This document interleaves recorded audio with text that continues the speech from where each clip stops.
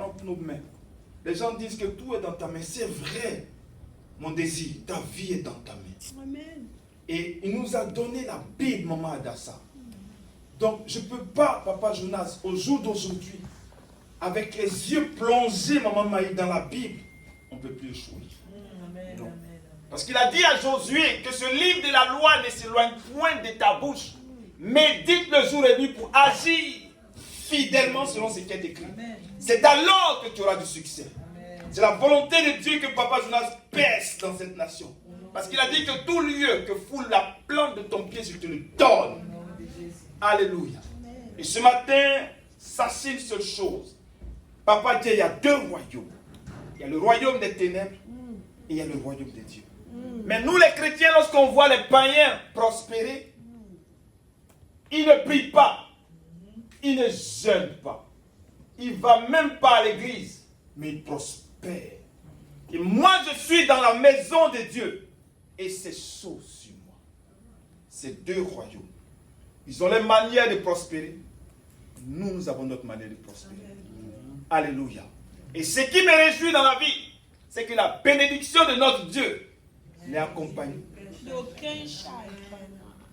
Donc souvent tu es assise et puis tu vois la voisine, des voitures défilent devant sa maison et elle a ça sur elle. Mais toi tu pries pour manger même un petit plat de gaba, c'est chaud.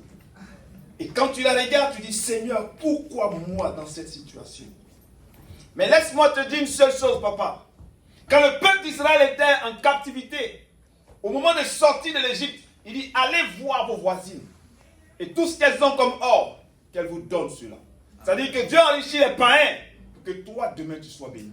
Amen. Donc, garde ton calme, reste avec le Seigneur.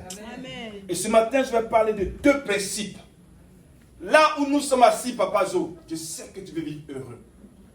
Et tu veux vivre longtemps. C'est-à-dire au moins 120 ans. Amen. Amen. Au moins 120. Minimum. Avec la force. 120. Non, il a la force. Si quelqu'un peut avoir enfant à 100 ans, c'est qu'à 120 ans, il peut encore. Voilà. Alléluia. Alléluia. Non, papa, ce matin, je suis tellement dans la joie de ce que Dieu nous a donné, la Bible.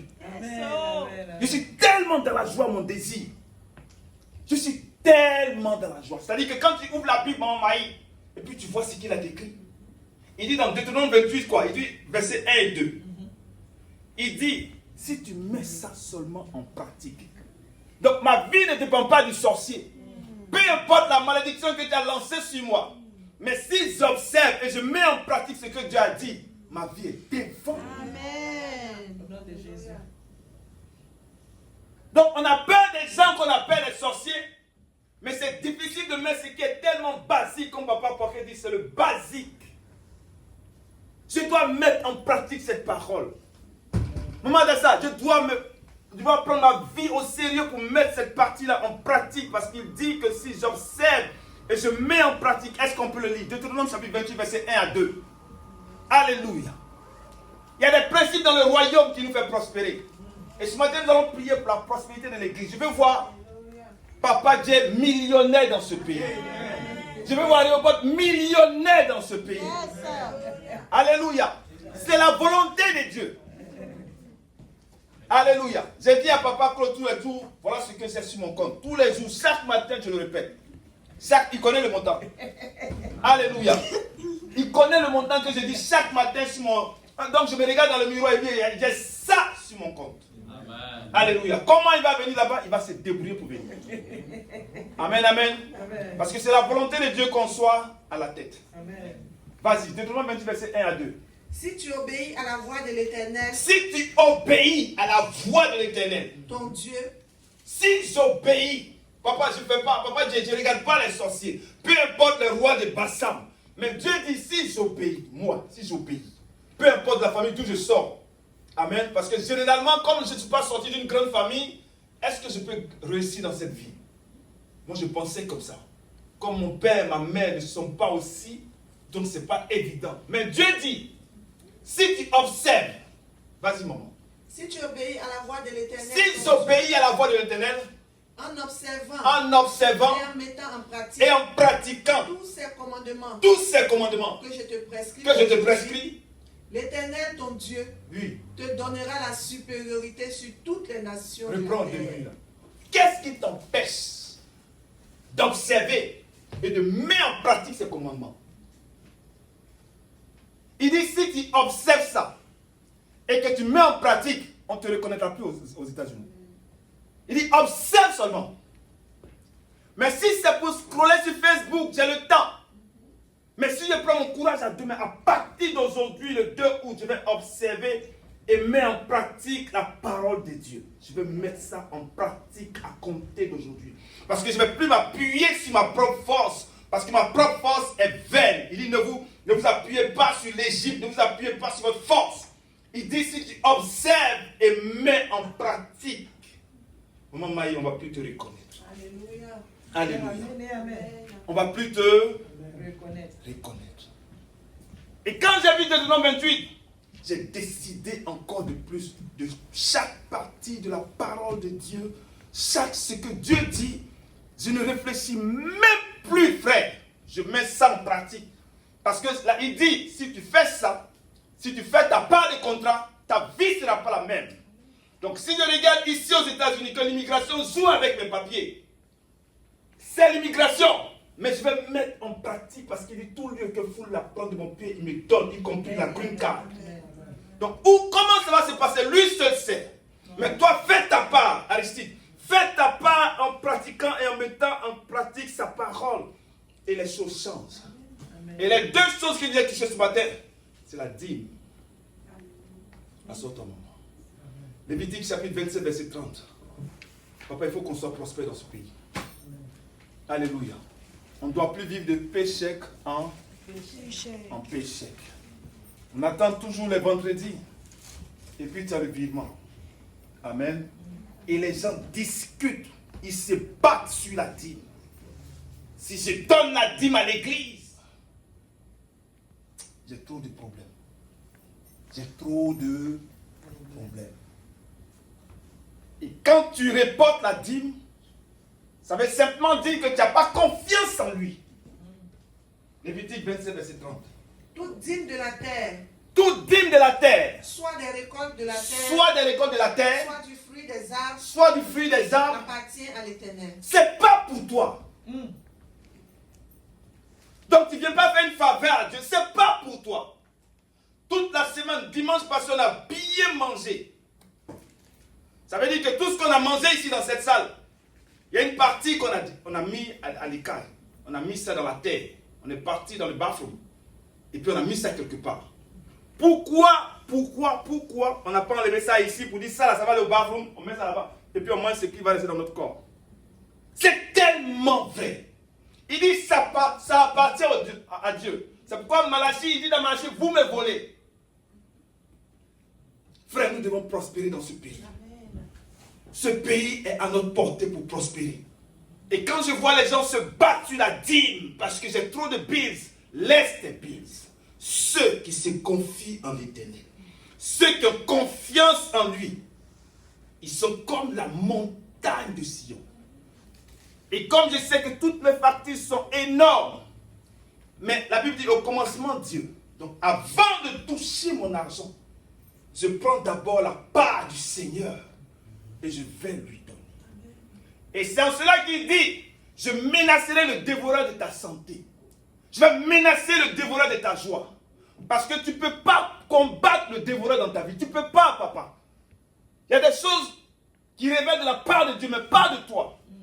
Et il dit, si tu fais ça, tout ce qui mine ta vie, moi, je prends ça entre mes mains pour mener le combat. Donc, qu'est-ce qui t'empêche de dire, j'ai touché mes $1500 et puis j'enlève les 150. Je ne discute même pas. Parce qu'il dit, heureux ceux qui ont le cœur pur quand ils verront Dieu.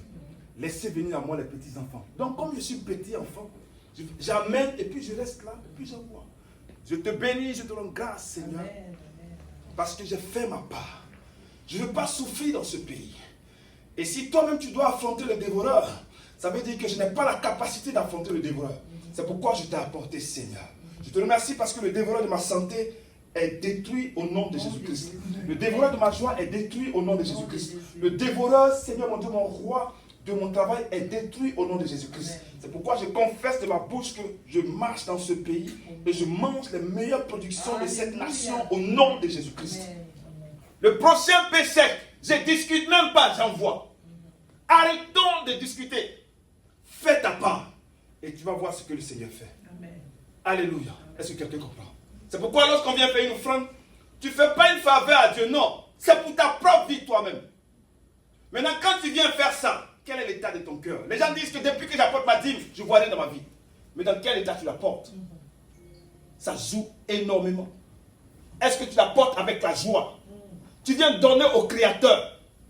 Et je prends, on va faire le tour, je prends ma dîme. Et je n'ai pas encore payé mon rente.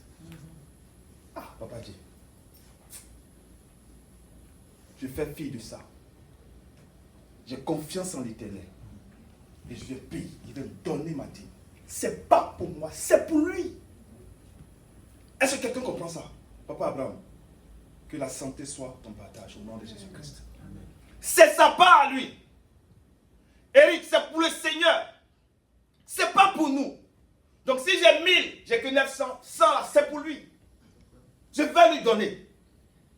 Et maintenant, comme il veille sur sa parole pour l'accomplir, je peux aller vers lui pour lui dire, j'ai fait ma part. Je m'attends à toi.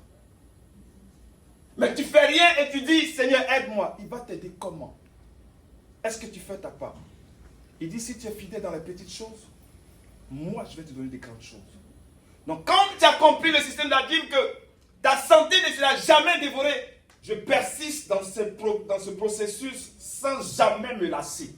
Il dit, ne vous lassez pas de faire du bien. Donc, je fais ça tous les jours, frère. Peu importe le montant qui est dans ta main, va déposer le 10e parce que c'est la part qui revient à l'Éternel. Si j'ai compris ça, je suis en train d'évoluer dans ma santé. Genèse chapitre 27. Alléluia. Donc si tu sais que tu as un problème avec la dîme, que cela soit résolu aujourd'hui pour dire, je vais vivre heureux dans ce pays. Amen. Anna, je vais vivre heureux dans ce pays. Je vais percer dans ce pays. Alléluia. Quand j'étais en France, j'ai dit, j'ai fait telle formation. Et c'était chaud. Et Dieu m'a aidé, j'ai fait. Et pendant que j'étais en prière, pendant tout le mois de juillet, j'ai dit, je vais faire une autre formation. Et je vois la formation, mais quand je regarde les prix, c'est chaud. Mais l'or et l'argent appartiennent à Dieu. Et donc ça, par la grâce de Dieu, si Dieu le permet, nous allons le faire pour la gloire de son nom. Car rien n'est impossible à Dieu. Alléluia. Et la dîme, ça doit être, comme Papa Claude le dit, une chose basique pour le chrétien. C'est basique. C'est quelque chose de basique. C'est-à-dire que dimanche, même si tu as eu 10 $, enlève $1, c'est pas pour toi. Et j'insiste, ça ne t'appartient pas. N'attire pas la malédiction sur ta vie. Quand les parents parlent sur ta vie, dors tranquille. Eric, quand les parents parlent sur ta vie, dors tranquille. Amen. J'ai fait un témoignage à Papa Poké le vendredi à propos de mon père. Quand je venais en France, mon père dormait. Il ne savait pas que je partais en France. Et il m'a cherché, il ne m'a pas vu. Et il est sorti, il a croisé un de ses potes qui connaît mon tuteur en France. Il dit, mais Joe, Dakounjoul, félicitations, ton fils est en France. Donc mon père dit, qui? Mon fils. Moi-même là, je n'ai pas participé à son voyage. Il est en France. Donc mon père retourne à la maison, il appelle mon grand frère. Guy, when he gets? Papa, je voulais te dire, mais il est en France, ça fait 2 jours. Mon père enlève 5 000. Il dit, tiens, va manger à l'eau poisson, va manger. Et le papa est content parce qu'on s'est battu pour s'en sortir. Et mon grand frère dit, papa, commence à parler sur ma vie. Et quand papa parle, je n'ai pas trop souffert en France. Dans le royaume de Dieu, quand les parents parlent, tu n'es plus la même personne. Provoque que maman Dao parle. Provoque-la pour qu'elle parle. Provoque-la pour qu'elle parle, frère. 2026 ne va pas finir. Tu ne seras pas la même personne. Provoque-la. Elle est samarienne. C'est une dame. Elle vient à l'église. Elle chante. Mais ton bonheur passe par elle. Est-ce que tu comprends? Je t'aime beaucoup, c'est pourquoi ce matin je parle. On va se tenir debout.